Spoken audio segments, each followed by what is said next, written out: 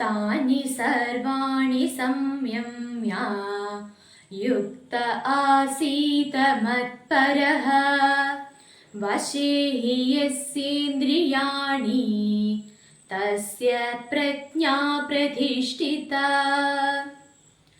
ശ്രീമദ് ഭഗവത്ഗീതയിലെ 2-ാം അധ്യായമായ സാഖ്യയോഗത്തിലെ 61-ാം ശ്ലോകമാണ് ഞാനിപ്പോൾ ഇവിടെ ഉദ്ധരിച്ചത്.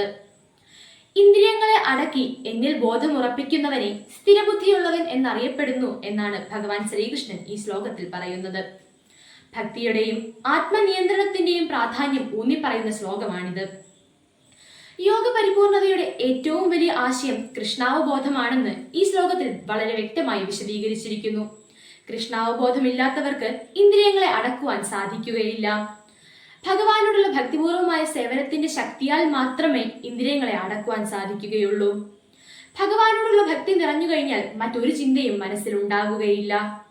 കഠിനമായ സാധനകൾ കൊണ്ട് ഇന്ദ്രിയങ്ങളെ അടക്കണം.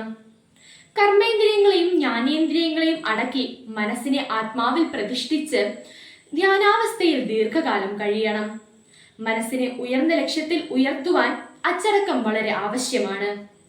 അച്ചടക്കവും ലക്ഷ്യബോധവും ഇല്ലാത്തവർക്ക് ജീവിതത്തിൽ ഉയരാൻ സാധിക്കുകയില്ല എന്നാണ് ഭഗവാൻ ശ്രീകൃഷ്ണൻ ഈ ശ്ലോകത്തിലൂടെ നമ്മെ പഠിപ്പിക്കുന്നത്. ഓം നമഃ ശിവായ.